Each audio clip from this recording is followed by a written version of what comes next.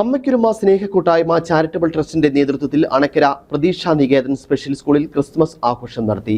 പുതുതായി തെരഞ്ഞെടുക്കപ്പെട്ട ത്രിതല പഞ്ചായത്ത് അംഗങ്ങളും സാമൂഹ്യ സാംസ്കാരിക മേഖലകളിൽ നിന്നുള്ളവരും ആഘോഷ പരിപാടിയിൽ പങ്കെടുത്തു. അണക്കര പ്രതീക്ഷാ നികേതൻ സ്പെഷ്യൽ സ്കൂളിൽ നടന്ന അമ്മക്കൊരുമ സ്നേഹക്കൂട്ടായ്മയുടെ ക്രിസ്മസ് ആഘോഷ പരിപാടികളുടെ ഭാഗമായി സ്കൂളിലെ അന്തേവാസികളായ കുട്ടികൾ പുൽക്കൂട് ഒരുക്കിയും നക്ഷത്ര വിളക്കുകൾ തൂക്കിയും പാപ്പാമാരുടെ വേഷമണിഞ്ഞും ശ്രദ്ധേയമാക്കി. പാട്ടും നൃത്തവും അവതരിപ്പിച്ച് തങ്ങളുടെ കഴിവുകൾ കൊണ്ട് ദൃശ്യാനുഭവത്തിന്റെ വിരുന്നൊരുക്കാനും അവർക്ക് സാധിച്ചു.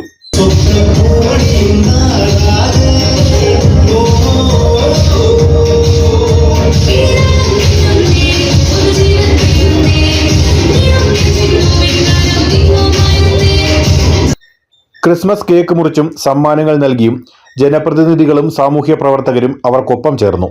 അണക്കര സെന്റ് തോമസ് ഫൊറോന പള്ളി വികാരി ഫാദർ ജേക്കബ് പീടികയിൽ ക്രിസ്തുമസ് സന്ദേശം നൽകി.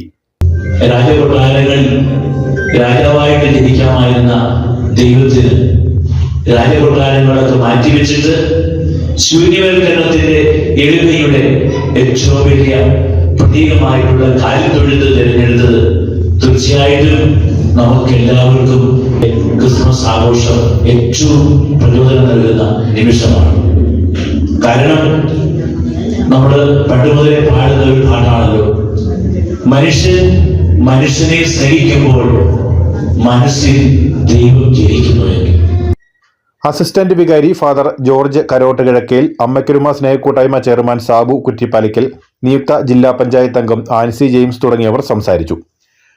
പുതിയതായി തിരഞ്ഞെടുക്കപ്പെട്ട ബ്ലോക്ക് ഗ്രാമപഞ്ചായത്ത് അംഗങ്ങളും പ്രദേശത്തെ സാമൂഹ്യ സാംസ്കാരിക രംഗത്തു നിന്നുള്ളവരും ക്രിസ്തുമസ് ആഘോഷ പരിപാടികൾ കുട്ടികൾക്കൊപ്പം പങ്കാളികളായി. News bureau, Anakkara.